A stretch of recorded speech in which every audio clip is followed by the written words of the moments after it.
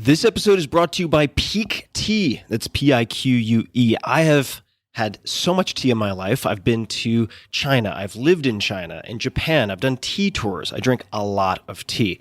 And 10 years plus of physical experimentation and tracking has shown me many things. Chief among them, that gut health is critical to just about everything, and you'll see where tea is going to tie into this. It affects immune function, weight management, mental performance, emotional health, you name it. I've been drinking fermented pu'er tea, specifically, pretty much every day for years now. Pu'er tea delivers more polyphenols and probiotics than you can shake a stick at. It's like providing the optimal fertilizer to your microbiome. The problem with good pu'er is that it's hard to source. It's hard to find real pu'er that hasn't been exposed to pesticides and other nasties, which is super common. That's why Peak's fermented pu'er tea crystals have become my daily go-to. It's so simple. They have so many benefits that I'm going to get into, and I first learned about them through my friends Dr. Peter Attia and Kevin Rose. Peak crystals are cold extracted using only wild harvested leaves from 250-year-old tea trees. I often kickstart my mornings with their pu'er green tea, their pu'er black tea, and I alternate between the two. The rich, earthy flavor of the black specifically is amazing. It's it's like a delicious barnyard, very peaty if you like whiskey and stuff like that. They triple toxin screen all of their products for heavy metals, pesticides, and toxic mold, contaminants commonly found in tea. There's also zero prep or brewing required, as the crystals dissolve in seconds. So you can just drop it into your hot tea, or I also make iced tea, and that saves a ton of time and hassle. So Peak is offering 15% off their pu'er teas for the very first time, exclusive to you, my listeners. This is a sweet offer. Simply visit peaktea.com/Tim. That's PIQUETEA.com/Tim. This promotion is only available to listeners of this podcast. That's peaktea.com/Tim. The discount is automatically applied when you use that URL. You also have a 30-day satisfaction guarantee, so your purchase is risk-free. One more time, check it out. Peak Tea, that's PIQUETEA.com/Tim.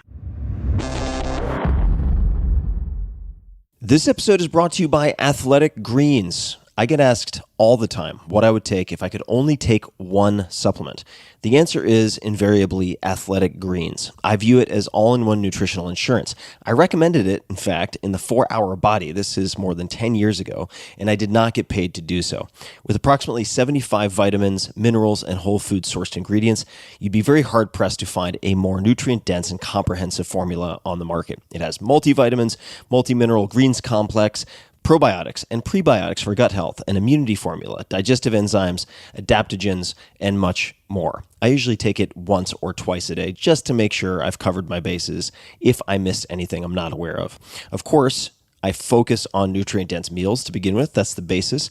But Athletic Greens makes it easy to get a lot of nutrition when whole foods aren't readily available. From travel packets, I always have them in my bag when I'm zipping around. Right now, Athletic Greens is giving my audience a special offer on top of their all-in-one formula, which is a free vitamin D supplement and 5 free travel packs with your first subscription purchase. Many of us are deficient in vitamin D. I've found that true for myself, which is usually produced in our bodies from sun exposure. So adding a vitamin D supplement to your daily routine is a great option for additional immune support. Support your immunity, gut health, and energy by visiting athleticgreens.com/Tim.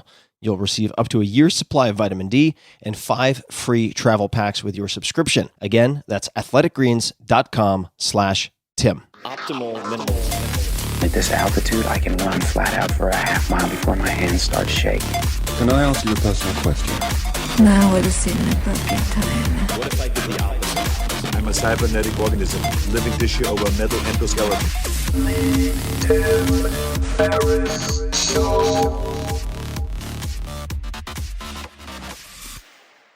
Hello, boys and girls, ladies and germs. This is Tim Ferriss. Welcome to another episode of the Tim Ferriss Show. I'm speaking quickly because we're going to cover a lot of ground. We have Ramit Sethi, if you want to get it right, but that's confusing because it's Ramit space, last name Sethi. You can find him on Twitter and Instagram at Ramit, Ramit. He is author of the New York Times bestseller, I Will Teach You to Be Rich, has helped tens of millions of people live a rich life with their monies, careers, businesses, and psychology. He hosts more than 1 million readers on his site, iwillteachyoutoberich.com. newsletter, and social media. His new podcast, I Will Teach You to Be Rich by Ramit Sethi, reveals real stories about love and money from behind closed doors. You can find him on Instagram at Ramit, on Twitter at Ramit, and you can find podcast episodes at iwt.com/podcast. Ramit, you sexy son of a bitch, welcome back to the podcast. Oh, man, it's good to be here. And I must say, we were talking about this while we were doing a little bit of pregame, but the expectations are going to be very high. You have been on the podcast several times. Some of your episodes are the most downloaded of all time across 600 or so episodes now. So we will need to get to a lot of tactical, practical, and we're going to discuss a lot of, I think, sensitive topics. We're going to get into some juicy territory for folks talking about couples, money, all things in betwixt and in between. And, or maybe it's is it betwixt and between? I can't remember. I'm trying to get too old timey, but let's just jump right into it, because you and I have had many conversations offline. We've had many conversations publicly, and there's a lot more to explore. So as a starter, what are some of the most memorable money conversations that you have had in the last few years? Because it's been a bit since we had our last conversation on the podcast. So a lot has transpired. The last time we talked about prenups and what that was like walking in. And I remember giving you a call and I said, hey, we could talk about this on your podcast. And you said, wait, you'll actually share the details? I said, yeah. And that was very juicy because nobody talks about this kind of stuff publicly. Right. So after getting married and going through that process with my wife, I thought, okay, great, done deal, wiping my hands together. Oh, we're all good. And then I started speaking to other couples about their money. And I remember speaking to a number of couples. The first one that I spoke to was a couple where one person had over $500,000 of debt. He was a vet. By the way, interestingly, the people who I speak to who are in the most severe debt are veterinarians. It's very interesting. And he was very nonchalant about it. No big deal. Like, we'll find a way. No problem. His wife felt totally constrained and constricted. There's nothing they could do. They were putting off moving because there was this huge looming ghost in the middle of their relationship. I got interested and I started speaking to more and more couples. And I remember talking to another couple where there was a young woman and she had paid off something like $50,000 of debt, which was very impressive. But whenever her husband said, let's go on a trip, the first thing she would say is, oh, we can't do that. We can't do that because my debt. And so I said to her, when you finally pay off your debt, do you think you're going to magically change the way you think about money? And she was silent. And she said, yeah, with a question mark at the end. Yeah, which means no. People tend to have this it's a false belief that one day when they pay off their debt or one day when they make a certain amount of money, they're going to magically change the way they think and act about money. And the fact of the matter is that doesn't happen.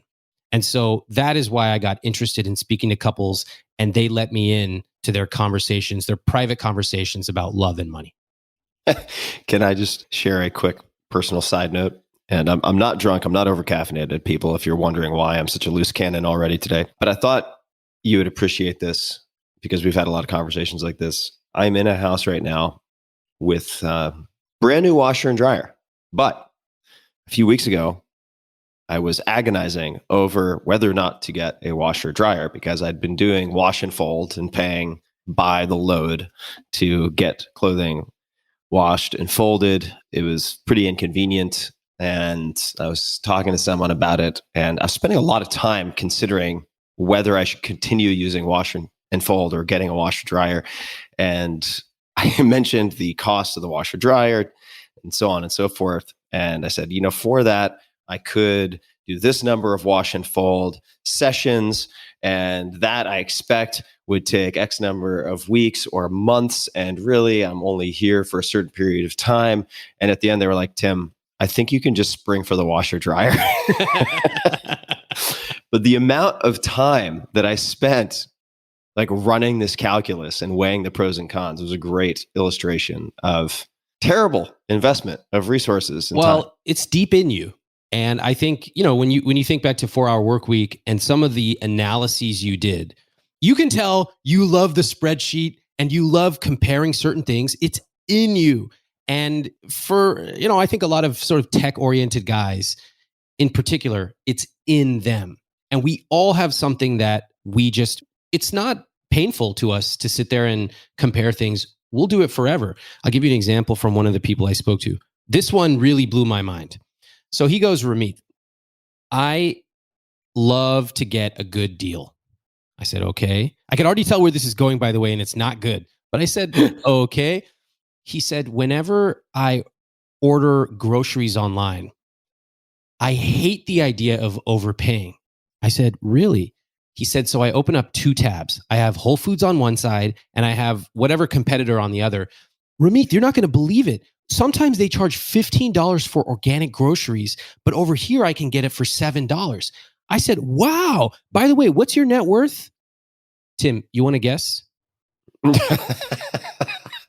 I don't want to even hazard a guess. I'll tell you. What was the $8 million of net worth.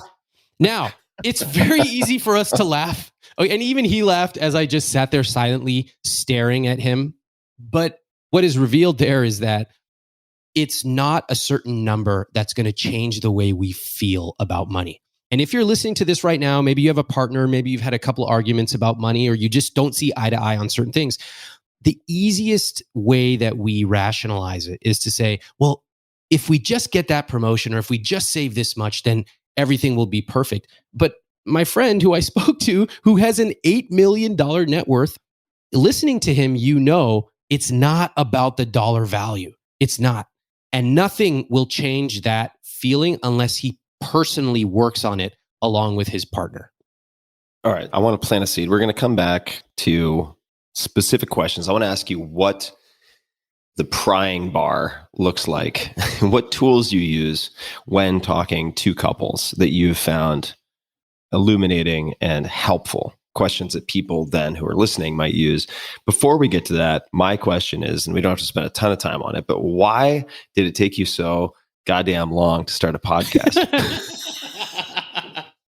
Yeah, all of my podcast friends, including you, are like, are you stupid? They keep telling me this, you should have done this 10 years ago. I'm just slow. I'm just slow. I don't know. I don't know what else to say. I have no good excuse, really. I don't buy that bullshit excuse. So there has to be some calculus involved here. Well, that I asked suddenly you. Led to you doing the podcast. Yes. Okay, so I asked you a lot over the course of many years. I was like, hey, I'm thinking about it. And you had some great advice for me, record this many episodes, etc. The thing that I love about your podcast is you really love interviewing all these different people from across the spectrum. I don't. My nightmare is waking up and talking to a bunch of people who wrote some book. I'm like, I don't really. All right, let's cut this short. I got to go. But what I do love is talking to ordinary people about psychology and money. And in particular, the difference between what we claim we want to do and what we actually do. Hey, I know I should be eating healthier, but I don't. Why not? Let's get into that. No judgment, but let's try to peel the onion and try to figure that out. And part of that is just myself. I had a lot of things I claimed I wanted to do, but I didn't really follow through. And when I finally figured out that I could just talk to people and ask them about their money and they would trust me enough to share real numbers, then I started to be like, wait a minute, this could actually work. And after trying it a couple times, I realized I could do this for 4 hours a day, every day, and I would love it. That's why I decided to try it out. There are certain things that you'd be willing to do for 4 hours a day that are utterly puzzling and hilarious to me. Just for people who are like, that sounds like a politician's answer. I don't buy it. Ramit. I will tell you, this is also someone who has done very well in business and in life. That's Ramit, who loves to feed the trolls. You will send me extensive threads of just toying with trolls from email. Because Tim, when do you get a chance to meet someone who walks up to you, in this case on Instagram, and the first thing they say is, fuck you? And I go, are you having a bad hair day? Let's discuss. What kind of burrito do you like? And then the responses are just truly unbelievable. 50% of them right off the bat, they go, oh, I didn't even know someone actually reads this account, which leads to another question. Why on earth would you write into the ether if you didn't expect anyone to write back? I don't know. Do you not find that fascinating? I do find it interesting, and this is just to lend credibility to your answer. This is just you choose your sports in a unique way. Just so everyone listening, let's make sure we capture that. He just said Ramit is credible because he spends hours a day interacting with trolls on Instagram. Tim, I don't know if that's helping me out here, man. That was a bit of a journalist reframe. So what you're saying is, by the way, pro tip to anyone who's ever interviewed, if someone says, oh, so I guess what you're kind of saying is A, B, and C, do not just say yes quickly to that, because they will take that and they will quote you as saying whatever they just said. They are trying to write their piece in advance by paraphrasing you. Be very careful. So those are your words, Mr. Sethi, not mine. However, let's come to the questions. So what types of questions, what are some specific questions you like to ask or that people can ask each other or in the context of a therapy session that they might use that you found useful? First question I always start with is, in the last 30 days, can you think of a specific situation where you were not on the same page financially with your partner? And this is a great question for a couple of reasons. Number one, 30 days limits you. Otherwise, people often feel like they have to give you their whole life history. And I don't need their whole life history, truthfully. I only need a little bit just to advance to the next question. That's number one. And then being on the same page is pretty gentle. Some people get in fights, and some people, they just disagree about, who should pay for the check at dinner. And so it doesn't have to be this massive 10 out of 10 argument, but I do want to hear where they were not aligned. From there, it just kind of flows because people instantly can remember something from the last 30 days and they love to talk about it. Then the next question I ask, as I get into it, I'll ask them, what is your rich life? Now, this is a concept that I've been talking about for about 15, 20 years on my site. And that is the idea that you don't have to cut back on lattes. Life isn't about competing who can be more frugal. There's more to life than optimizing cell C3 of your spreadsheet. But I want to hear people talk about what their rich life is. I had a young woman whose rich life was, I want to shop at Whole Foods without counting the prices of whatever I buy. Okay, that's fine if you're just starting out. Maybe you're in $25,000 of debt. She was professionally extremely successful. So with that, I kind of push her. I say, okay, let's say you could do that tomorrow. How much would your shopping cart cost? She said, like 100. I said, push it, get something really nice. 150. I said, you make X $100,000 a year. Let's dream a little bigger. And this is a huge topic that unfolds because, again, another interesting insight about couples, most people have never thought about what their rich life is individually, much less what their rich life is together.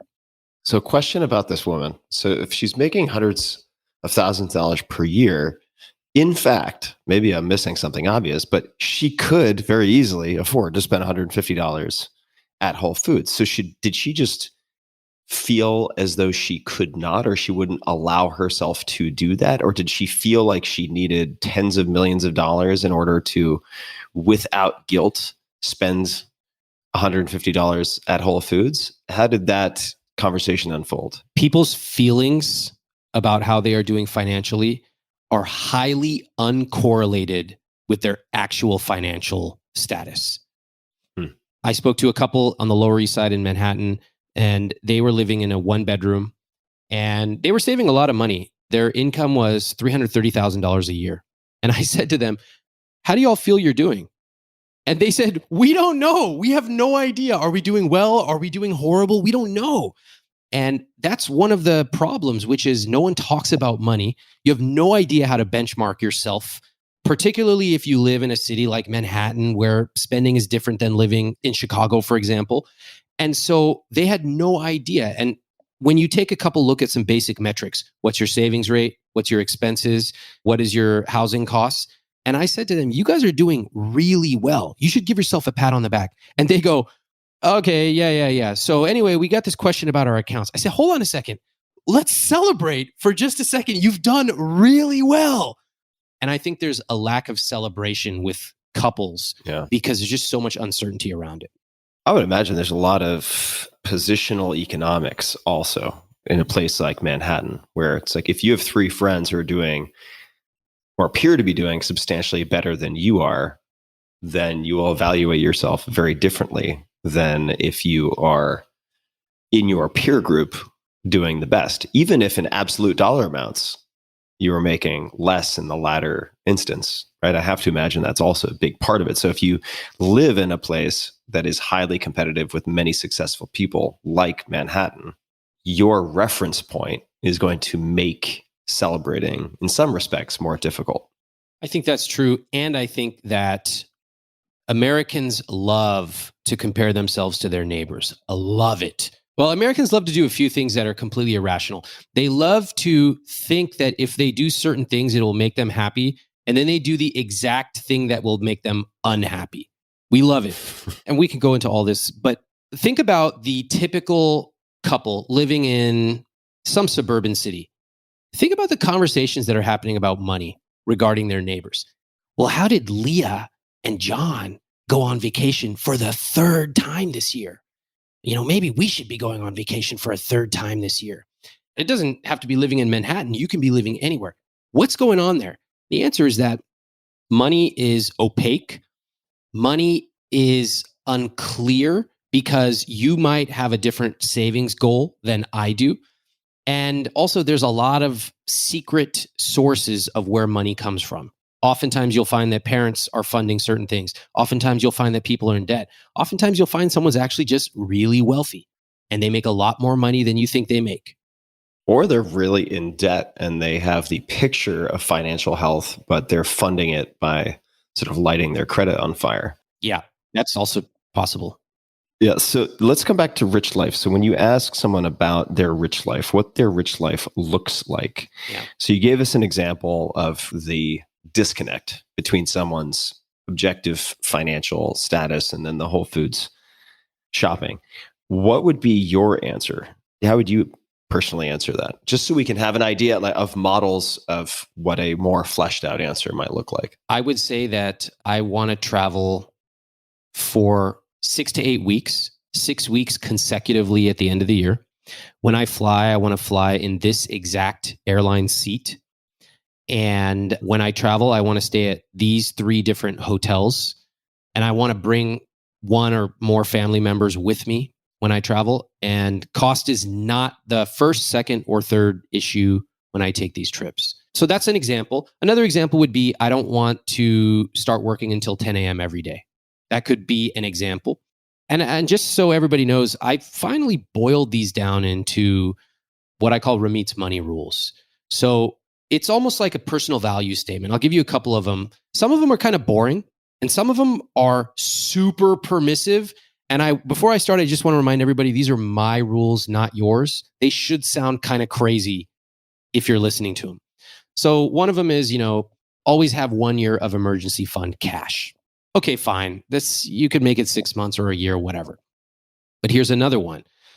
Never question spending money on books, appetizers, health, or donating to a friend's charity fundraiser. Now, each of those is very meaningful to me because I didn't grow up being able to afford appetizers. So now if I eat out with a friend or whoever, I say, look, whatever you like on the menu, just order it. And that feels amazing. What does it cost me? An extra $20, but it feels incredible. And then there's some really big ones, like anytime I take a flight over 4 hours, business class, or be able to pay in full for large expenses, including a wedding, dream honeymoon, or even a house. Okay, those are really big, rich life dreams and rules. Most people are listening like, hey, I'm not going to pay all cash for a house. Totally fine. What I would challenge each person as they think about their rich life is, I would love for them to say, you know what? Every week, I love fresh flowers. It feels a little indulgent to me, but it just makes me feel so good. And so I'm going to buy fresh flowers for myself every week. Beautiful. I'm kind of smirking as you say that because I'm going to tilt this. I'm not sure if you'll be able to see it, but Oh, look at that. I have Beautiful sunflower. there's a bouquet of flowers right in front of me. And that was actually a recent decision. It's like flowers each week completely changes my experience of Why? my home.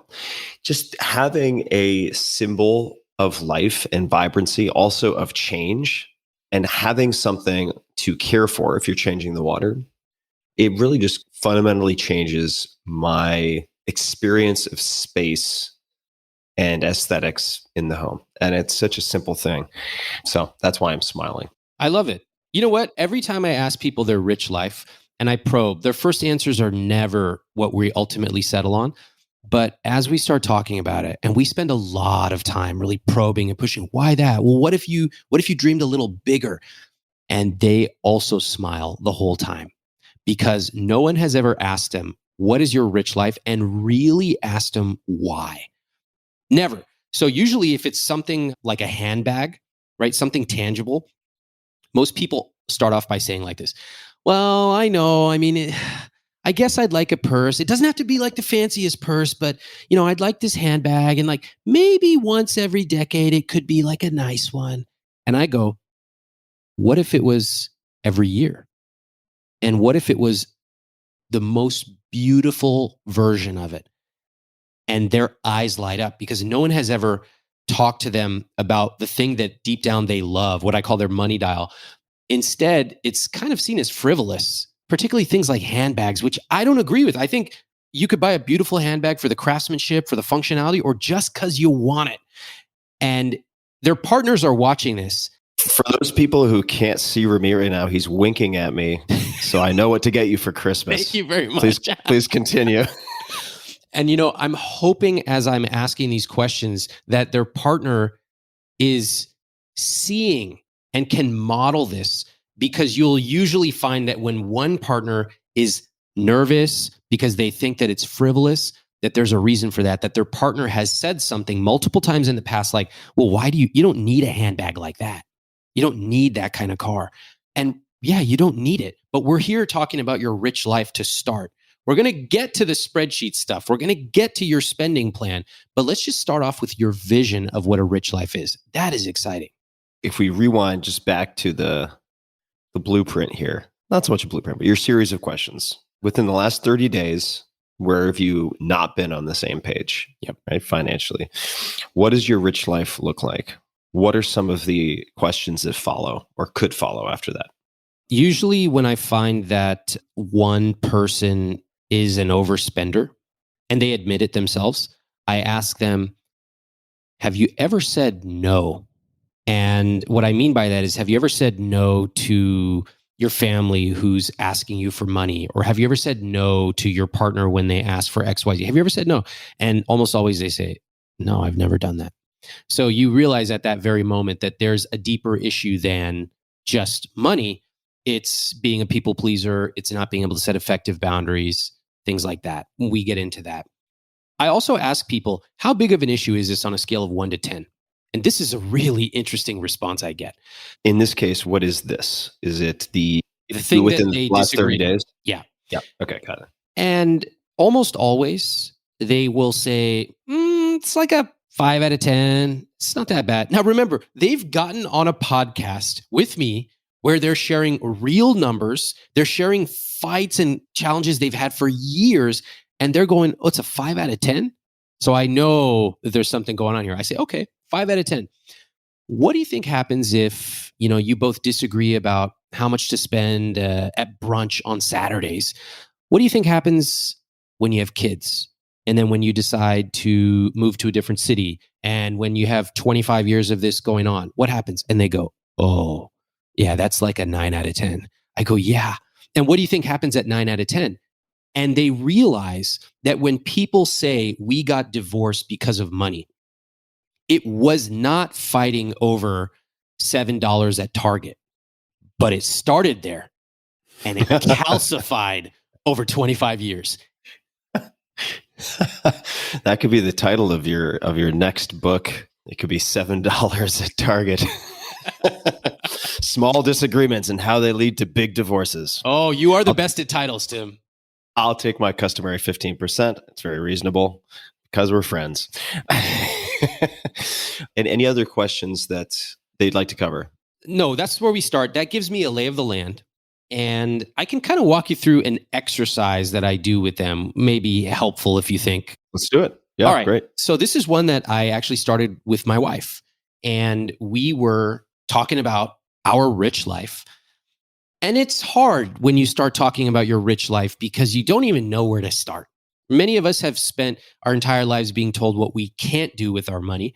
So when you ask people what they want to do, the answers are fairly facile. You know, the Whole Foods is an example. So what I did was I said, okay, let's take separate pieces of paper and let's write down in the next 10 years what's on our bucket list. And let's just write it down. And we took 10, 15 minutes. And the way that I thought of this was I was inspired by Stephen King's National Book Club speech. Now, he was living in a trailer with his wife, and he was running out of money, and he got a job offer to be a teacher. And his wife said to him, "Will you be able to write?" And he said, "No, I won't, but at least it'll allow us to pay the bills." And she instantly said, "Well, then you can't do it." Wow. And so that chilling moment, and then fast forward just a little bit in the future, he signs a massive deal for his first book, a massive deal. He gets the check, brings it home to his wife in their trailer. And he said, "We sat there, we looked at the check, we talked about what we were going to do with the money, and we cried." He said it was one of the most beautiful conversations of his life. And I love that. I love the idea that money can be this thing that lets us do more, not less. It lets us dream bigger, lets us be more adventurous, more generous. So I started off with my wife. I said, let's just write down our bucket list items. Okay. So we come back after 15 minutes. She had some interesting ones. She wanted to learn another language. That was just individually for herself. Together, you know, we wanted to, I think I wrote down, I want to design a house with you because she's very creative and we're both into design. And we wanted to have a beautiful 10-year wedding anniversary in India. We know the exact place. We know all the people that we want to bring with us.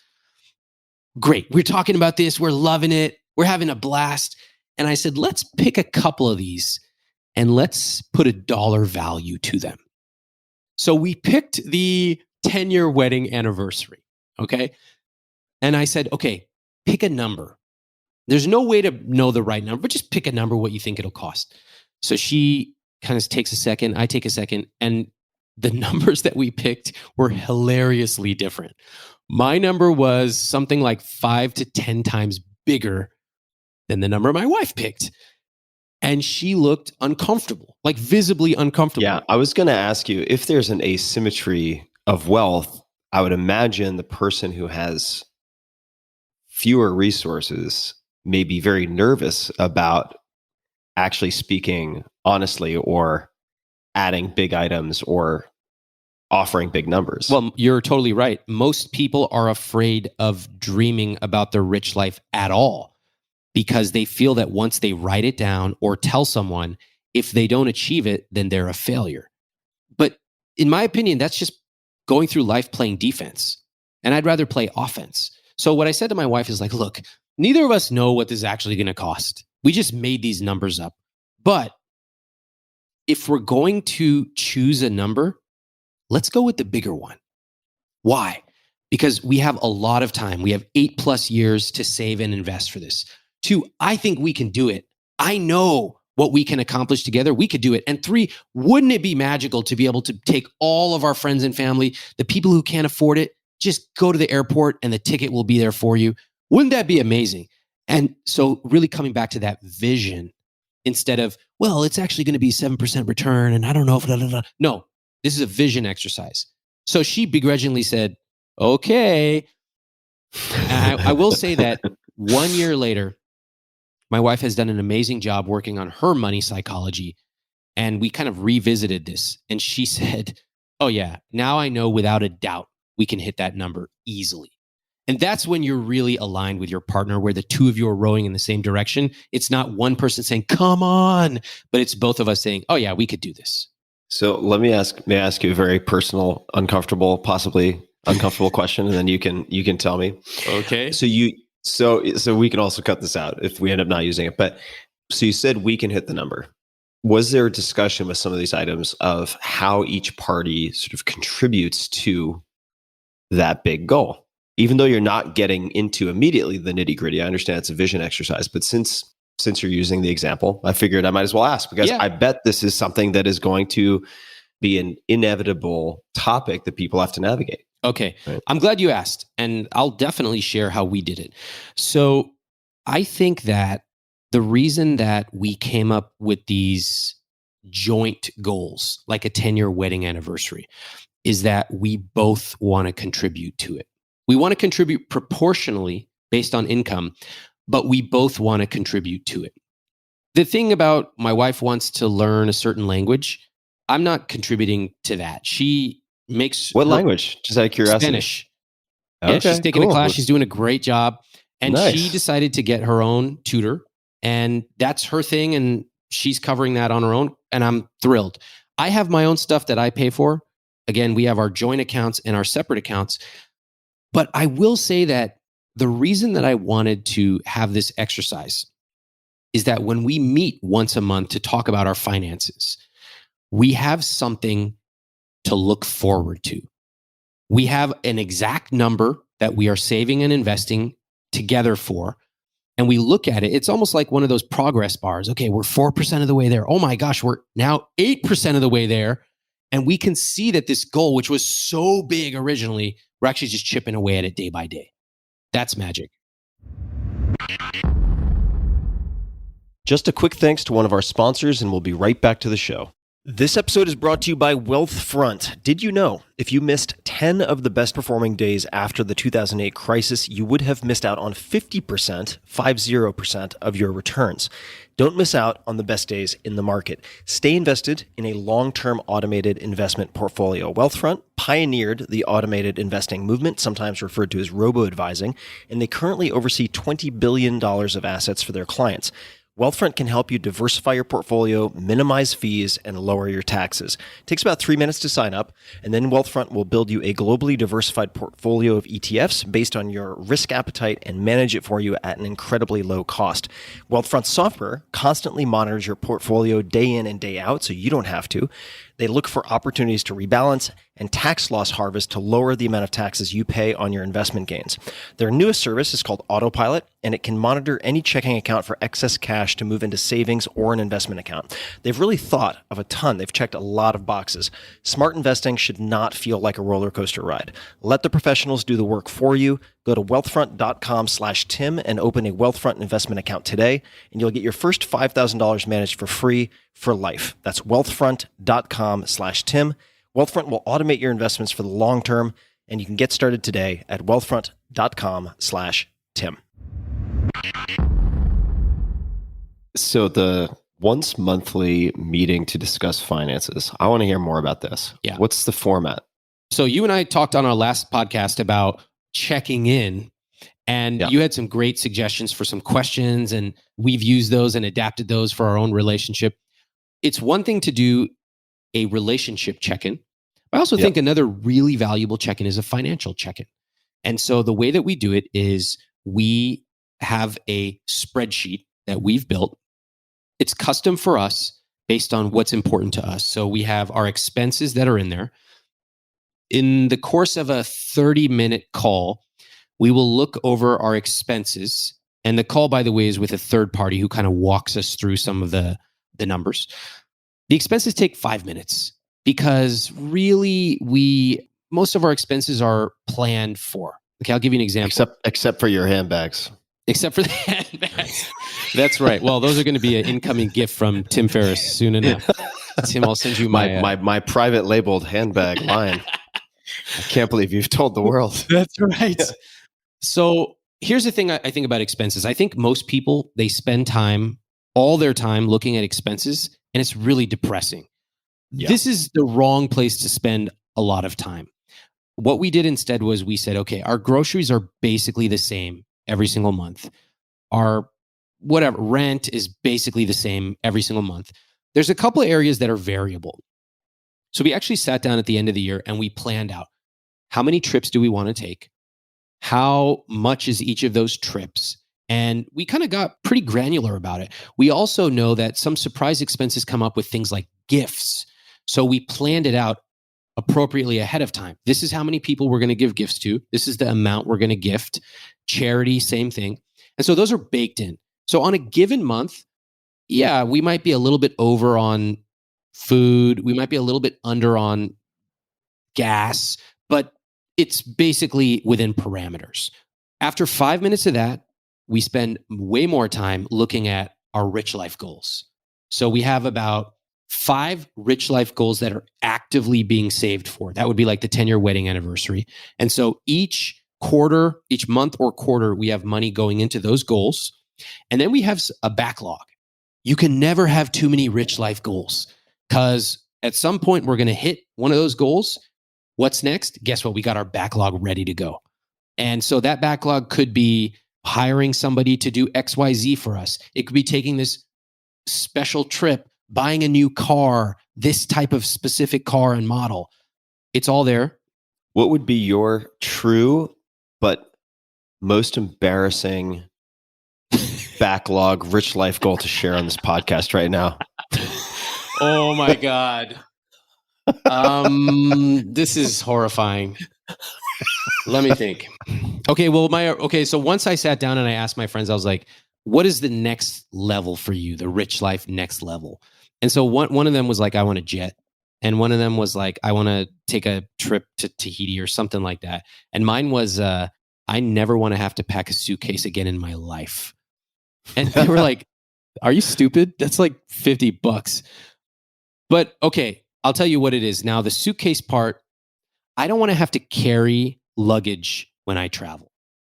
Okay. And that's relatively inexpensive. You can ship it for like $100. I just don't want to. I want to walk out of an airplane free and not sweating because I have a bag that I'm carrying around with me. That was a very, I don't know, it feels a little indulgent to me, but it's like $100. Okay, so shipping luggage as opposed to transporting luggage. Correct. Yeah, I know a few people who have done that for many, many years. They refuse. I know one also who hates to select clothing to travel with, so he wears black shirt, tan cargo pants every day, kind of Steve Jobs with like a Limp Bizkit twist to it, and same shoes. And so his assistant will pack, I guess they're gallon Ziploc bags or something like that, with each day's outfit because he hates doing laundry also. So he just has all of these versions of the same outfit. And so if he's going on like a 10-day trip, there'll be 10 gallon Ziploc bags with each day's outfit. This is not what I thought was going to be his rich life, but God bless you. I mean, all the best. That's why it's his rich life. That's right. All right. So that's what we do. So we start off with the expenses, like 5 minutes. We spend more time on the rich life goals. And then we have an open backlog of questions. You know, there's sometimes things like, hey, we've got this trip coming up. Like, do we want to stay here, there? Or like, should we get this or that? Things like that. We have a document, a running document that we just track these questions on. And usually within 30, sometimes 60 minutes, we're good to go for about a month. That's roughly the structure. I would encourage it for anybody. And I want to add a twist for people. When you do these meetings, it can be really depressing because talking about money for most people is really negative. Why did you spend this much? We don't want that at all. We want this to be a positive experience. So I would encourage, if possible, go out to dinner, or if you have children and you have the ability to maybe get some help for 1 hour, 2 hours, take advantage of that. This is supposed to be a positive experience where you can say, you know what? I really want to talk about money in a way that benefits both of us. And I would love to get your input. What can we do to make this a great environment for us to have this conversation? Do that. And you're going to be way more set than having it with dinner on the table and people screaming. That's not going to be conducive to this type of meeting. So let's say that you both want that to be the case, let's just assume, and this is not from my personal experience, just to be clear, but I would imagine there are cases where you have a couple and one person is an overspender. Maybe it extends further than that. Like you said, maybe they're a people pleaser. They don't have clear boundaries with other folks, but nonetheless, the hemorrhaging is coming predominantly from one side. What type of conversation would you recommend for people in that type of situation? This is really hard, but this is the most common of all. To have these conversations, it's usually one person effectively dragging the other person to the meeting. That's not a good place to start. And I'll tell you what the typical approach is and then what a better approach is. The typical approach is to say, hey, we really need to get a handle on your spending. This is not working. So let's talk about money. Okay, that's never going to work. So just stop that right now. Another approach would be to say, okay, I built this spreadsheet model. Look at tab 16. It'll show you all the math. And right now we're compounding. Don't do that. Nobody cares about compounding. You haven't earned the right to talk about math at this first conversation. The third, and I think much better approach, is to say, you know what, babe? I've been listening to this podcast episode and they were talking about money. They were talking about a rich life. And I guess I never thought about it this way. You know, there was one woman who said she wanted to be able to go to Whole Foods and just spend without looking at the prices. I mean, you've mentioned that, right? What would that feel like to you? You know, for me, a rich life would be to be able to get in the car and drive. And if we see a place we like, we can just stop there and we can order whatever we want without looking at how much it costs. I would love to do that with you. So what would it be for you? You know, I'd love to know. Let's just pause right there. Notice that in that conversation that we just had, a couple things I did and a couple things I didn't do. First, I set the context. Why am I bringing this up? Feel free to throw the Tim Ferriss show under the bus. Oh, I was listening to this weird show. Some guy came on, Ramit Sethi. I don't know. Okay, do that. Give them a reason. Number two, I was genuinely curious. You know, hey, I know you've mentioned Whole Foods. What would that be like for you?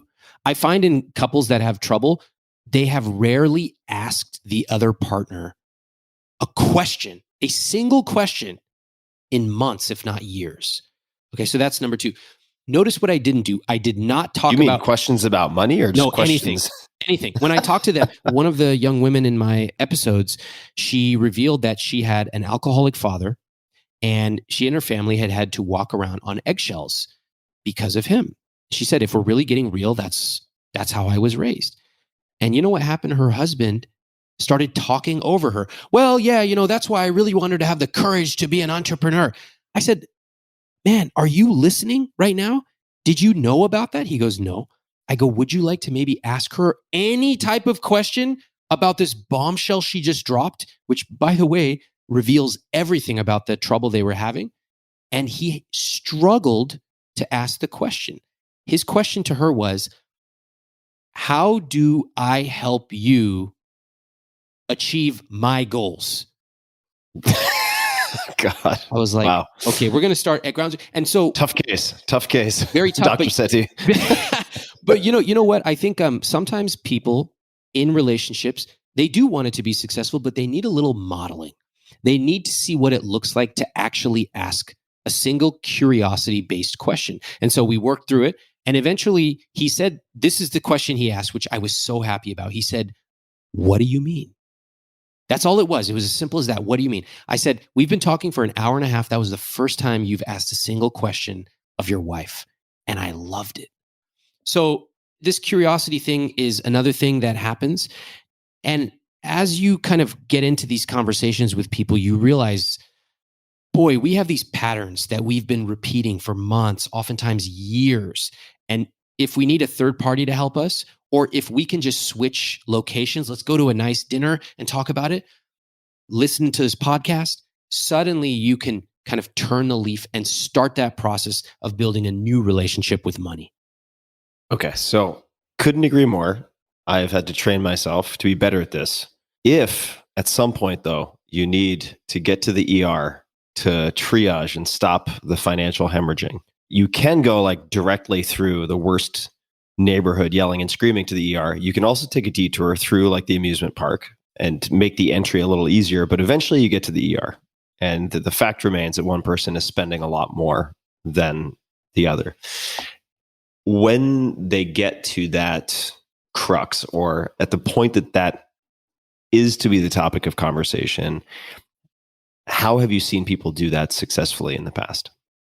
Actually, let me ask a better question, because that implies a bunch of things need to happen and maybe they don't. How do you see people successfully solve that situation? That's a better question. Ultimately, if they're going to solve it together, they both have to want to create a vision, a North Star together. It is extremely unlikely. Basically, I've never seen it where one person drags their partner and makes it happen. It does not happen. It can work for a while, but the rest of your life fighting about everything from the cost of Starbucks and a candle to the cost of who's paying for our kids' college, it's just a dreadful life. And that's exactly why people end up getting divorced, among many other reasons when it comes to money. What I find is that of the people who change successfully, one, there is a desire to change. And that's why I ask them, why now? Right? It's never about the dishwasher. It's them realizing that, oh, we don't have the tools to do this. Or oftentimes it's them with their son or daughter who will make a comment and they realize that their toxic money behavior is actually being picked up by their kids. That's a really common one. Any examples? One young woman said to me that her son came up to mom and said, "Don't tell daddy about buying this." And there was a lot of hiding money and spending in their relationship, just like there had been with mom's parents. So it's passed down generationally. And when I pointed it out to them, I said, you two could probably make it work over the course of your life. You're both very resourceful, you're high earners. But how do you think your children are responding to this? And their faces went completely white. And they looked at each other and they knew. They said, "Oh yeah, my son already knows about this. He told me the other day, don't tell daddy about spending." And so that was the thing that got them to make the change. By the way, it's not enough to just want to change. Everybody wants to have this smooth relationship with money where we can be abundant and live our rich life. But I also find that there's a combination of wanting to change psychology and use tools and systems. So psychology, a lot of us think that it's weird to have a meeting about money once a month or once a quarter. It's weird. The way that most people are raised is you don't talk about money until there's a fight. That's the predominant worldview on money and couples in this country. And so when you shift it and you say, yeah, you're going to have a standing agenda, you two are actually going to have a Google Doc. One of the most common reactions I get is, that sounds like a job. Sounds like work. I go, yeah, that's because at work you're measured on certain things. You're trying to bring some of that into your relationship. You can still love your partner and sleep next to them, but you can still have a running agenda. So that's one, changing that psychology. The second is using these systems.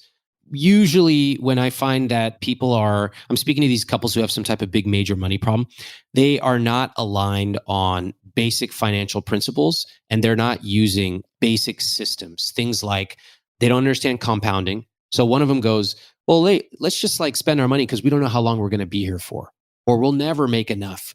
And I point out, if you guys started saving and investing properly today, you'd have $6 million. They go, what? So that's number one. Two is just, using things like, do we have a shared spreadsheet?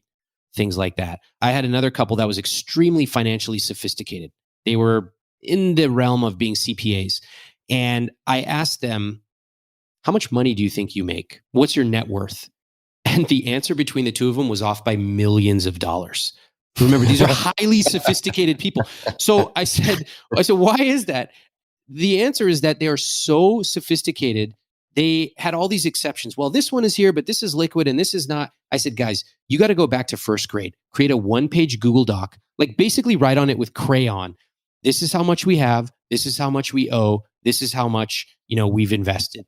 And they had to kind of accept that even though they're super advanced at work, in their personal life, they need to start back at ground zero. Can you think of an example of a serious fight? It doesn't have to be from your personal experience, but in your experience with all the readers and various couples and so on, something that was a 9 out of 10 in severity that had a really simple solution that worked.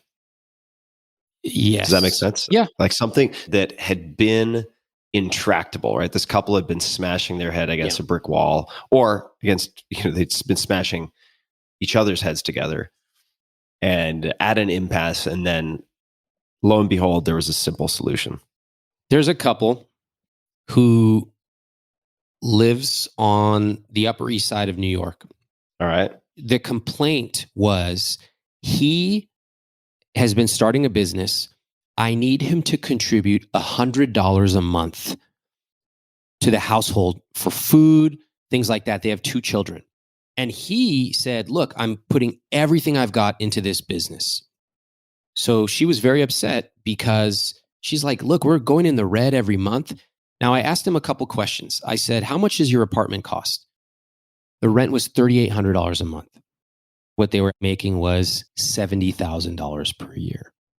Oh, wow. Yeah. Okay. So, all right. So what's going on here? Now, they have been... That's pre-tax. That's pre-tax. Yeah, that's correct. They have been fighting about $100 per month. That has been a debate in their household for something like 9 months. And there were a lot of tears. There were a lot of real agonizing conversations. But you know what the real problem was? They were bankrupt in 2 months and they didn't even know it. Wow. So this is a really difficult conversation we had. And the solution was very, very tough, which was she had a conception of how she was going to live. Her family lived very close to her. She could visit them every day. But the truth was they needed to move out of the city and likely move out of the state and go to a much lower cost of living. Now, imagine how it feels to have your entire world that you've constructed and the plan for you, your husband, your children. And then on this call, you realize that is not going to happen.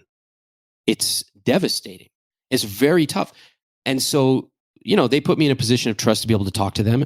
And one of the things I told them was, look, it doesn't mean that you have to move away forever. There are lots of things you could do with this company, make it successful, increase your income, but you can't ignore that this is the real problem in the relationship. Ignoring it will not make it go away. It'll just get way worse. It really goes to show that there are things that we can agonize over for weeks or months or even years in our relationship, but sometimes the true problem is way out there in left field. What did they do? Do you have any idea? I will follow up with them soon, and I hope to do follow-up episodes where we find out what actually happened. Post-mortem could be the second podcast. Yeah. What are some of the other situations that you've run into?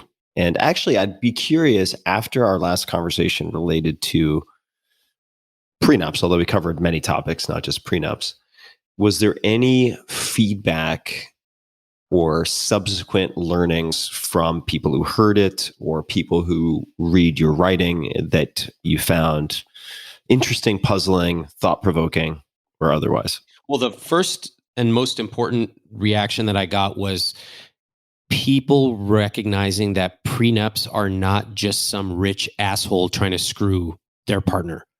I was really happy about that. And I want to thank you for letting me come on and kind of share my own personal experience, because the only way most people hear about prenups is from TV. And it's super untrue and dramatic the way that it's portrayed. And so I saw a lot of comments on Reddit, on my Instagram DMs, people saying like, hey, I had no idea that's how it actually works. So that was very gratifying. Again, as I said in the episode, most people don't need a prenup. But if you do, if you're coming in with a pre-existing business or a disproportionate amount of wealth, then it's worth talking about it. And a prenup is something you agree on. Side note, if you may inherit any asset from your family also. Totally. Right? So it could be real estate, could be a house, could be anything. Also consideration. Sometimes I read a lot of Reddit, and sometimes I see these conversations where one person goes, my partner wants me to sign a prenup, and I think that they're an asshole. I'm going to break up with them. And then, of course, there are like hundreds and hundreds of comments And once in a while, I will see someone reference that episode. And that makes me really happy. Whether it's that episode or another place that someone's really talking about this stuff, I think there's slowly being a shift where people are starting to recognize, hey, this isn't just assholes. So anyway, and for people who, I'm sure it's easy enough to find, but we'll create a short link. It's not legal advice, folks, but it is a fun conversation and very, very detailed. tim.blog/prenup. We will just make a short link for people who are interested. So that'll go straight to that episode. What other tools, questions, exercises, resources, anything that you think might be beneficial to listeners of this episode? The broad topic being couples and finance, couples and money. What other ground might we cover? Let's talk about what I call the $100 challenge. And this is for people who tend to struggle spending money on themselves. Now, I can help people with their investments. I can help them change their money psychology. I can often fix their businesses. But if there's one thing I cannot fix, it's cheap. I can't fix cheap people. If you're cheap, I can't help you. I'm sorry. Well, you can help them, but you can't fix them unless they want to be fixed. But here's the thing. Here's the thing. They never want to change it. So cheap people, they write me, Tim, this is the one group of people I've just decided I cannot help them because they write. There are levels and there are levels, right? Yeah. That's true. We're talking about like NBA All-Star cheap, meaning maybe that's not the right metaphor to use, but you're talking, maybe you could just give some examples of what we're talking about. I mean, throw out the car deal because we didn't get the floor mats, that kind of cheap? No, not that. Although I don't think my dad thinks there's anything wrong with that. So I guess I'm proving my own point. That's a true story. I'm proving my own point as I say this. It is people who write and they say, hey, we've saved a bunch of money, but I can't bring myself to spend it. And so, I've developed all these variety of techniques and I say, what will you do with the money? Da, da, da, da. And they acknowledge that it's irrational. But when I give them something to do about it, they ultimately go, oh, actually, it's fine. They don't think that's that big of a problem. They minimize it. So I'm going to give everybody a $100 challenge here to try to preempt this problem. Before you become a cheap ass, you take this challenge right now and you can take that fork in the road towards a rich life instead of whatever cheap place you're about to go to. So here's the challenge. In the next 48 hours, I want you to spend $100 on something you love. You cannot spend it on kids, you cannot spend it on pets, and you cannot spend it on charities. It has to be on you. Now, if you're a high earner, you can take that number and you can multiply it. So, for example, if I'm going to Tim, I'm not giving Tim the $100 challenge. Tim's challenge has a lot more zeros on it, okay? And so you can decide. Can finally get that Botox I've been eyeing.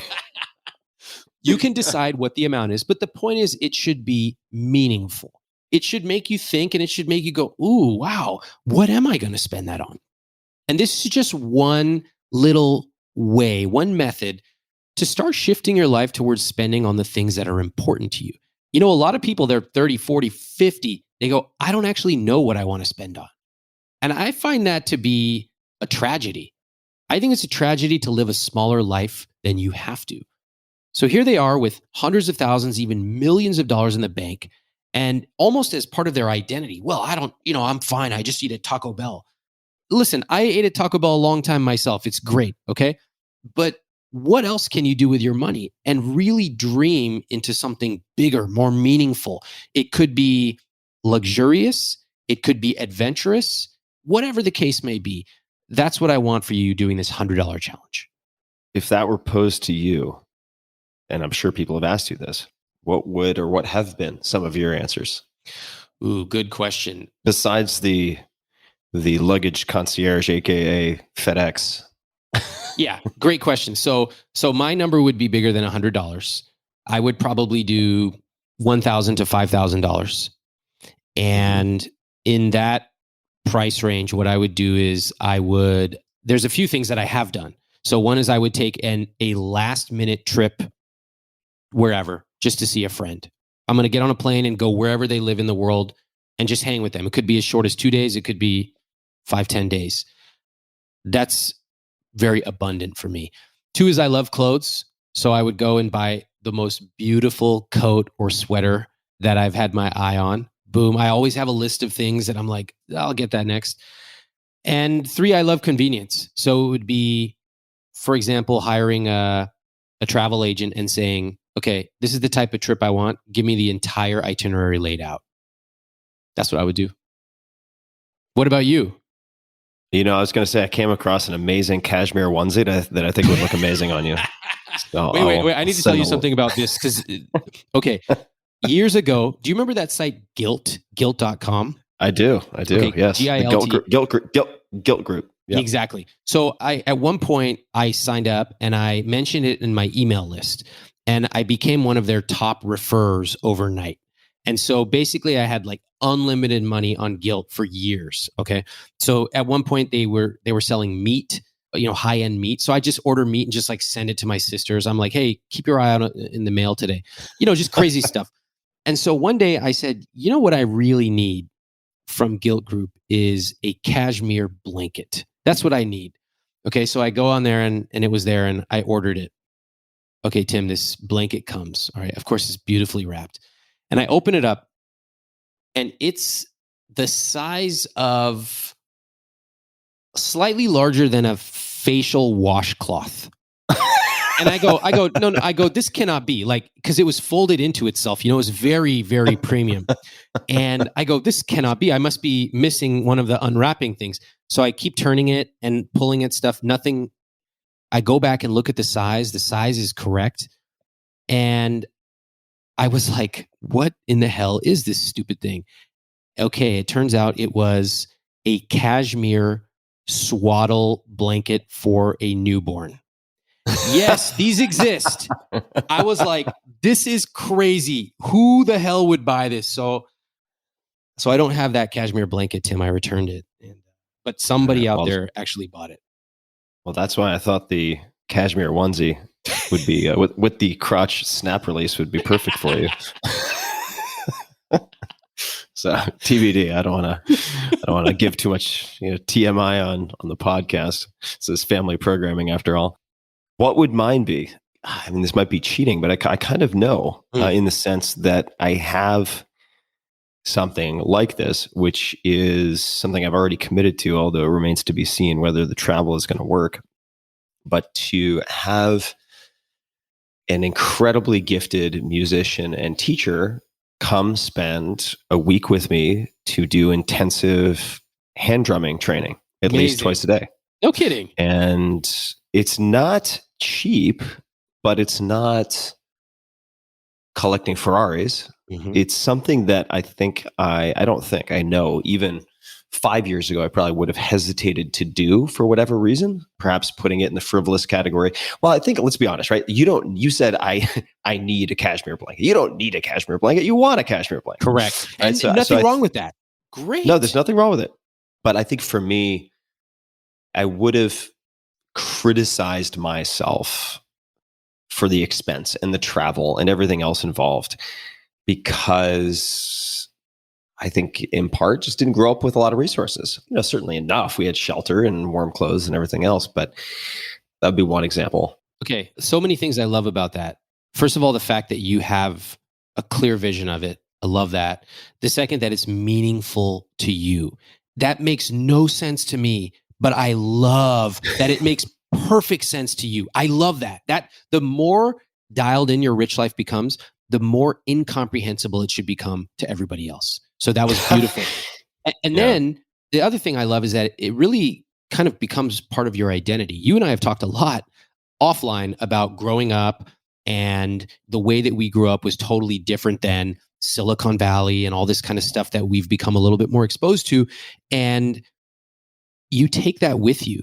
I certainly have taken it with me. I don't want to just drop money frivolously on everything. But if there's anything I would say that is impressive about what you said, it's that you have changed your identity from where you came from, which was great. But now you're at a different place. And it's also great to honor that and say, I can still be the Tim that grew up over here, but I've achieved a lot. I've been fortunate. I've been lucky. I've worked hard, and I get to reap the rewards of that for myself and for the people around me. I think that is an amazing answer.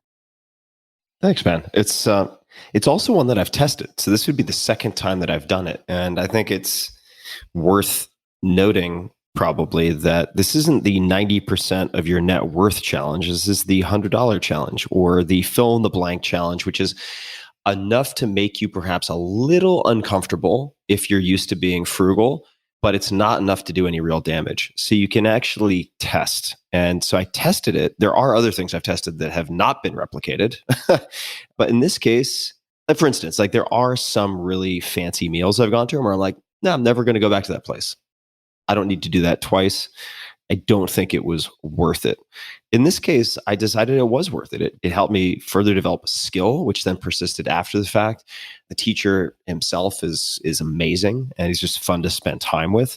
And some of the experiences we had, like doing an impromptu like duet jam session at a friend's house with a bunch of wine, are memories I really, really cherish. So that one made the cut.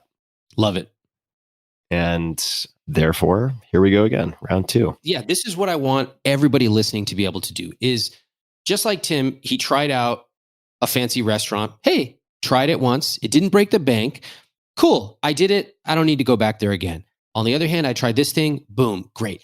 That is so different than a life of frugality, which is often coded for fear. The fear that if I go to this Michelin-starred restaurant once, that I'm going to trip and fall and have to go back there every single day for the rest of my life. That does not happen, my friends. And you can just as well say no to things once you've tasted them. But you can also say yes to other things. And I love that. So for couples, this is doubly hard because it's not just you, but it's your partner. I remember speaking to one couple and they had not gone on a honeymoon yet, even though they were married. And they were talking about where to go. And one of them goes, yeah, let's go to, I think it was Indonesia. Let's go for like 4 weeks. We'll have a blast. And his partner says, 4 weeks? That's kind of long. We'll get bored, right? 2 should be enough. Now think about listening to a couple where one person is actually excited about a honeymoon and the other's first reaction is to minimize their partner's dreams. That is a really common. They weren't intending to basically stomp on their partner, but they did. And so I just kind of gently said, hey, why don't we try this again? And this time, let's both get excited, right? You're excited over here. Let's get excited as well. And instead of going into a downward spiral, it went into an upward spiral. Hey, what if we did that? Oh my gosh. And what if we also rented a car and we did this? And you could see and hear the energy change. So again, if you are going out for your first conversation with your partner, you know, one of the things you might agree on is, hey, today, just for the next hour, let's agree that we're going to pump each other up. We're not going to minimize each other. We're just going to pump each other up. That's all. And that can profoundly change your interactions about money. What other advice? So we talked about the $100 challenge. This is in the next 48 hours. It has to be for you. You can't dodge it and kind of deflect it to another entity, whether it's your partner, your kids, your dog. There's that. What other tools, exercises, questions do you have for people who have trouble spending money? And now that might sound strange, but ultimately money is this piece of symbolism that we trade for something else. Yeah. Whether it's a feeling or an experience, which is usually upstream of yet another feeling. You interviewed a couple, as I understand it, that saved millions of dollars, but they seem unable to enjoy it. Yeah. They have not had a vacation in the last decade, right? Yeah. Or people who struggle over small expenses. Well, what are some other tools in the toolkit or questions, approaches that you use in cases like that? And this might sound really strange to people, like it's rarefied air, right? They might be like, they're taking this conversation in a direction that will not relate to anyone. But that's, in my experience, not true. I think the developing competency and comfort with translating dollars into value, whether that is through investing or spending, which is oftentimes another type of investing, I think is a skill that you develop. I don't think anyone has it innately. So this applies to many more, but since I believe you've interviewed this particular couple, what other tools do you have in the toolkit besides the $100 challenge? So first, I have a lot of compassion for them because everybody teaches us how to save, but nobody teaches us how to spend. Spending is a skill. And, my dream is to take someone who's made money and take them out in New York for 2 or 3 days and show them how to spend money commensurate with the level that they are at. Now, please do not DM me and ask me to take you out in New York or LA. I'm not doing that anymore. Tim, if you want to do that, I think you spend money, fine. But please don't DM me and ask for a free tour. I'll make a confession just real quick. So I think it has been very hard for me to learn how to spend money. Very challenging. And in fact, I'm interrupting, so don't lose your train of thought. But the reason I'm interrupting is that literally this past weekend was maybe the first time ever I have done like a proper weekend in New York City with my girlfriend. Really? Yeah. Wait, is this about to happen? Are you and I going to have a romantic adventure where I'm going to, we're going to like go to a Broadway show together? Well, I mean, I'm open to that. I literally just did this though, this past weekend. How'd it feel? And it felt fucking amazing. And Yes. It was outstanding. I mean, it's so much fun and it brought us closer. And, there are things we would do again and some things we wouldn't do again. But ultimately, it was affordable. And like, why are we collecting all these M&Ms? Like you can, if not to ultimately use them in some fashion. And that's not to say you don't save. I mean, I've spent my whole life saving. But as you said, like you're getting the first piece of the puzzle, but then you have to figure out the rest of it. So please continue. So Thrilled to hear that. And it doesn't matter whether the amount is $10,000 that you save or a much larger amount. Invariably, if you've been saving and or investing for a while, you will ultimately have an amount where you have to decide what to do with it.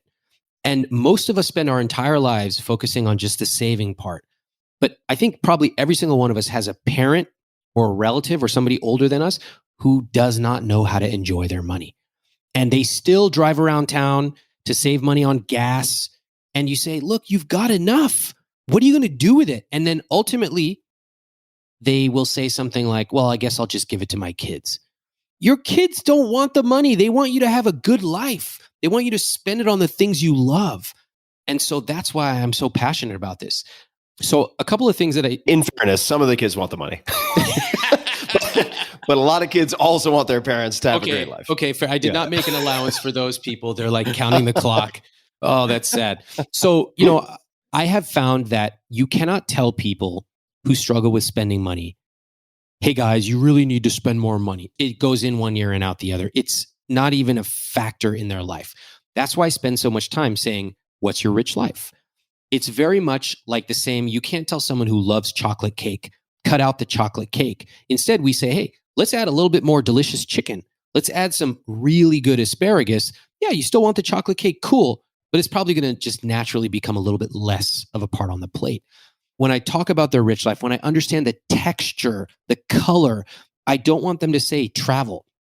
I want them to say, I'm going to Indonesia for 4 weeks with my beautiful wife. We're going to sit in seat 2A or 2D, and this is where we're going to stay, and this is what we're going to do, and we're even going to have a food tour, and we're going to do this and that. Now it's vivid enough that they get excited about it. I also use the stick where I say, okay, right now you're 38 years old. This was a couple that I spoke to, and I said, by my calculations, by the time you're in your 60s, you will have over $26 million. When are you going to start spending your money? And they looked at each other, and he goes, well, probably when I retire. And I just point blank said to him, I don't believe you. Do you believe him? And the wife said, no, I don't believe. Of course I don't believe him. He can't even spend his money right now. And so what I encouraged them and what I showed them was, would you rather end up at 60 with some amount of money, or would you rather end up at 60 with just a little bit less money, but a lifetime worth of experience? Ultimately, when I'm speaking to people like this who find it difficult, they're just afraid that they'll lose it all. And as I probed him, you know what he told me? His dad had lost all of his money late in life. So you often find these family challenges that they cannot escape from. How did he lose his money? Do you remember? How did his dad lose the money? It was in another country, and he made a series of bad investments and bad deals and lost it all. So they've constantly lived with this fear, as, by the way, all of us do, based on the cues we were raised with, that, I could lose it all, or that I'll never be rich, or that the rich are all evil. And those are some of those invisible scripts that we have to work through if we want to work with our partner together towards a rich life. Where should we go next? Let me share just a couple of my biggest fascinations that I've taken away from these couples. These are the patterns that I've noticed, which really surprised me, because I thought there would be a couple, but not these ones. The first pattern is that people will work for years and years and years, save their money, but never think about what they want to do with it. One couple, they said that their rich life is that they want to own 4 cottages eventually. And I said, cool, what do you want to do with that? They go, I wanted to throw off passive income so that eventually we can buy this beautiful RV and go camping with our family. I said, oh, that sounds cool. How old will your kids be? From the sounds of it, their kids would be like 65 years old by the time they could do this. I said, can I make another suggestion? What if you rent an RV, you go for 2.5 weeks, and you do it 18 months from now after you've saved the money to do it? They had built up this vision of that they had to buy 4 cottages and then buy an RV to go camping with their kids. Their kids would damn near be dead by the time they could do that. Just go rent the RV and go and see if you like it. Okay, so that's one, is we save and don't think about it. The next is we often have a ghost in the relationship. Oftentimes, there's a third party in this relationship, and I encourage them to name the ghost. One of the couples named their ghost Franny, and Franny is the one who's always concerned about debt because she had debt, always afraid of what can go wrong. And so, not saying that you should try to smother Franny or ignore Franny, but rather acknowledge, hey, Franny, I hear you. I do have my debt payoff plan, but I've also decided I'm not going to wait and spend nothing while I'm paying this debt off. I'm going to be reasonable and have a balance. Another pattern is that people create a story for themselves and then they live it. But this story can often be popped like a balloon with just a few questions. So somebody will say something like, he's good with money, I'm not. And I'll go, is that true? And then she will go, oh, yeah. I go, hey, out of curiosity, have you read my book? No. Do you think if you were to read this book that you might be able to get pretty decent with money? And that's a beautiful moment, because suddenly that person realizes that story they've been telling themselves may not be true. I mentioned that people minimize the problem. They'll say this is a 4 out of 10, but a 4 out of 10 left alone in a couple, especially when there's kids and a mortgage involved, turns into a 9 out of 10. So whether it's emptying the dishwasher or spending on Starbucks, this one really surprised me, which is stress is not correlated to the amount of debt. Stress is not correlated to the amount of debt. So there was a couple that had about $600,000 of debt, educational debt. They were 2 of the most capable, calm people I've met. They were awesome. They had this huge amount of debt, but they had a plan, they were aligned, and they were clearly in love the way that they were talking about taking care of each other. That really showed that the amount is not necessarily correlated to the stress. And finally, people often don't treat finances in their relationship like a business. They think that it's weird to have an agenda or a plan. As I mentioned, there's nothing weird about it at all. I've always been a fan of just doing things that might seem weird, but if they work for you, they work for you. And so for any couple listening, hey, if you have some weird thing you want to do, but it works for the 2 of you, fantastic. Don't let anybody, including me, tell you not to do it. Just focus on where you want to get to together with your partner. Do you have any other recommendations for people listening who want to further explore developing the skill of financial comfort, right? Which I do think is a skill. I think it has many different component parts. We've covered a decent amount already. Are there any other recommendations you might have, resources that you think would help people develop a higher degree of comfort having these conversations, right? There are books like Crucial Conversations or Crucial Confrontations, I think is the follow-up to it, that can help with these types of things. But any other thoughts, whether they be exercises, resources, anything else? I'll give you two. One is I'm a big fan of the Gottman Institute. My wife and I took a class there for an entire weekend, and it was very time consuming and energy consuming, but it was really worth it just to put a stake in the ground that says our relationship is important to us. We're setting time aside for this. So that's one. And two is I often ask couples to write down what kind of couple they want to be. What do they want people to think of them? And we all know this. We all have couple friends where when we think about them, a few words come to mind. And I ask them, oftentimes they'll say something like, they're generous, they're fun.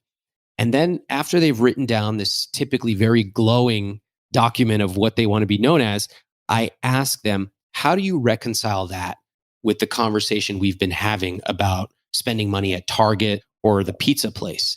And it becomes very clear that there's a discontinuity. That's okay. Now we say, how can we rewrite our actions to match up? If you claim you want to be generous, could we just tip an extra 15% and just start being known as generous because we are generous? And suddenly they realize, oh my gosh, I created this thing, but I haven't been living up to it. And it only takes a tiny switch to completely change that.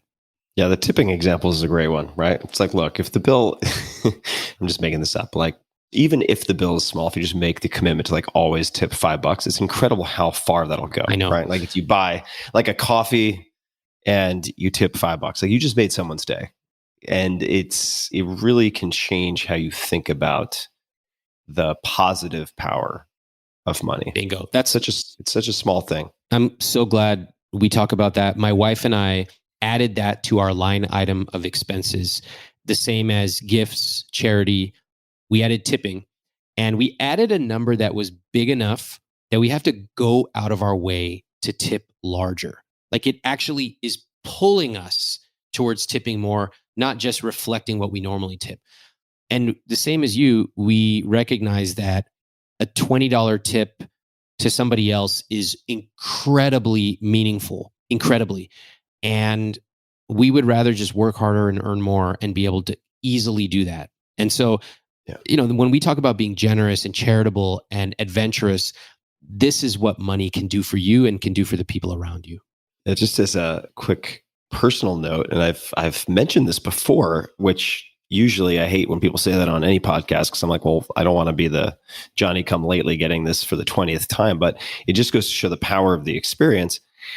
I have mentioned probably 15 times on this podcast that at some point when I was 14 or 15 working as a busboy, Billy Joel would come into this restaurant where I worked and he would have a coffee, read a newspaper, and he would tip $20 for his coffee. And that blew my mind. I mean, like $20 was a big deal to me. And I remember that being, and he also took time to chat. I worked up the courage one shift. I haven't told this part over like 2 hours because he would take his time to walk up and ask him how he met Christy Brinkley because they were together at the time. And that was incredible. For those who don't know, incredible power couple. I mean, and I wanted to ask him. So I worked up the courage and he turned to me and he talked to me for a few minutes. And to this day, I remember that experience so vividly. I remember what I was wearing. I remember the table he was sitting at. I remember all of it. I remember which side of the table. And in that moment, I remember thinking, wow, one day, if I could just be so rich and successful that I could tip $20 for coffee, that is the craziest thing I've ever seen in my life. So you think about the effect that had on me. This really small thing, which I'm sure, he's done 100 times, so he would have no memory of it. But this like chance encounter, small thing, just really can make an impact. So I'm glad you mentioned tipping. That's awesome. And now for everyone to be able to hear, all the millions of people listening to this, to be able to hear that, yeah, you can tip 10%, 20%, 100%. Nobody's stopping you from tipping more. And many of us find it easier to tip or to spend money on others, but you can also do the same for yourself. And there's no shame in spending extravagantly on the things you love. That is the classic way to create your rich life. Hear, hear. And if people go to tim.blog/prenup, which will be created by the time this airs, and people listen to our previous conversation, we talk about the levers, right? And 10xing on very specific things and how you can think through that. But for this episode, we're coming to a close. Ramit Sethi, Twitter, Instagram @Ramit, RAMIT. His new podcast, I Will Teach You to Be Rich, by Ramit Sethi. You can find it wherever fine podcasts are served. And you can find it also at iwt.com/podcast. I'm glad, better late than never, you're finally in the audio game. And I've been looking forward to you entering the fray. So I have no doubt that it will be outstanding and encourage people to check it out. Is there anything else you would like to share? Any closing comments, requests of people who are listening? Anything you'd like to point folks to before we come to a close? Yeah, I would love to hear from all your listeners, Tim, whether they want to do it through Twitter, Instagram, DMs, whatever. I'd love to hear how your first conversation goes with your partner. This is a real beautiful crux of a moment. You get to start this conversation. It will last you years and years, and it's you and your partner creating your rich life together. So let me know how it goes. I would be so curious to hear from you. And if you are not in a couple, you could, I'm going to volunteer you, Ramit, to also get feedback, because I know you have means for contending with this, for people who test the $100 challenge. Yeah. In the next 48 hours after hearing this. And then I will get the highlights and the lowlights via screenshots and text messages from Ramit. And I'm going to go order that cashmere onesie for you on Amazon Prime. Oh, can't wait. So and then you can wear the infant swaddling cloth on your head. You might be able to fashion that into something, maybe a kerchief for your suit. And look forward to hanging again soon, man. Yeah, can't wait to see you in person. Yeah, it'll be really fun to see you in person. And anything else you would like to add? No, I just feel complete. I do feel complete, and I want to thank you for the warm welcome to podcasting land. You have been a fantastic mentor, and you just been a good friend and been patient as I spent the last 7 years trying to find the concept that I was really excited about. But now that I found it, it feels right, and I'm very, very excited about it. Yeah, I'm excited for you. I'm excited for your listeners as well. I Will Teach You to Be Rich by Ramit Sethi. Check it out, iwt.com/podcast, or you can just search Ramit Sethi on the interwebs and podcast, and I'm sure it'll come right up. Ramit, thank you as always for hanging. Great to see you. Thanks, Tim. And to everybody listening, we'll also have links to everything we discussed in the show notes as per usual at tim.blog/podcast. And until next time, thank you for tuning in. Hey guys, this is Tim again. Just a few more things before you take off. Number one, this is 5 Bullet Friday. Do you want to get a short email from me? Would you enjoy getting a short email from me every Friday that provides a little morsel of fun before the weekend? And 5 Bullet Friday is a very short email where I share the coolest things I've found or that I've been pondering over the week. That could include favorite new albums that I've discovered. It could include gizmos and gadgets and all sorts of weird shit that I've somehow dug up in the world of the esoteric as I do. It could include favorite articles that I've read and that I've shared with my close friends, for instance. And it's very short. It's just a little tiny bite of goodness before you head off for the weekend. So if you want to receive that, check it out. Just go to 4hourworkweek.com. That's 4hourworkweek.com, all spelled out, and just drop in your email and you will get the very next one. And if you sign up, I hope you enjoy it. This episode is brought to you by Athletic Greens. I get asked all the time what I would take if I could only take one supplement.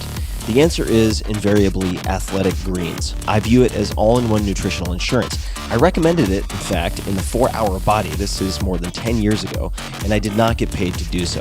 With approximately 75 vitamins, minerals, and whole food-sourced ingredients, you'd be very hard-pressed to find a more nutrient-dense and comprehensive formula on the market. It has multivitamins, multi-mineral greens complex, probiotics and prebiotics for gut health, an immunity formula, digestive enzymes, adaptogens, and much more. I usually take it once or twice a day just to make sure I've covered my bases if I miss anything I'm not aware of. Of course, I focus on nutrient-dense meals to begin with, that's the basis, but Athletic Greens makes it easy to get a lot of nutrition when whole foods aren't readily available. From travel packets, I always have them in my bag when I'm zipping around. Right now, Athletic Greens is giving my audience a special offer on top of their all-in-one formula, which is a free vitamin D supplement and 5 free travel packs with your first subscription purchase. Many of us are deficient in vitamin D. I found that true for myself, which is usually produced in our bodies from sun exposure. So, adding a vitamin D supplement to your daily routine is a great option for additional immune support. Support your immunity, gut health, and energy by visiting athleticgreens.com/Tim. You'll receive up to a year's supply of vitamin D and 5 free travel packs with your subscription. Again, that's athleticgreens.com/Tim. This episode is brought to you by Peak Tea. That's Pique. I have had so much tea in my life. I've been to China. I've lived in China and Japan. I've done tea tours. I drink a lot of tea. And 10 years plus of physical experimentation and tracking has shown me many things. Chief among them, that gut health is critical to just about everything, and you'll see where tea is going to tie into this.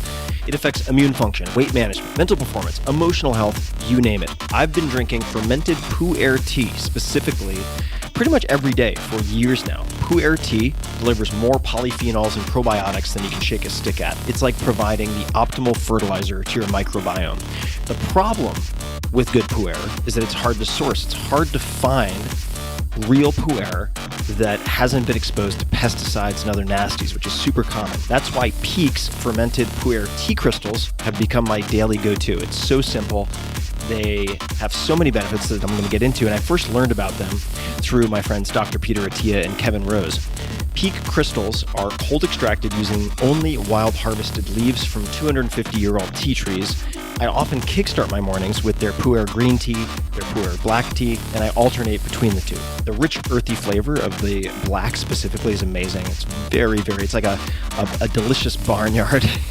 Very peaty if you like whiskey and stuff like that. They triple toxin screen all of their products for heavy metals, pesticides, and toxic mold, contaminants commonly found in tea. There's also zero prep or brewing required, as the crystals dissolve in seconds, so you can just drop it into your hot tea, or I also make iced tea, and that saves a ton of time and hassle. So, Peak is offering 15% off their pu'er teas for the very first time, exclusive to you, my listeners. This is a sweet offer. Simply visit peaktea.com/Tim. That's PIQUETEA.com/Tim. This promotion is only available to listeners of this podcast. That's peaktea.com/Tim. The discount is automatically applied when you use that URL. You also have a 30-day satisfaction guarantee, so your purchase is risk-free. One more time, check it out. Peak Tea, that's PIQUETEA.com/Tim.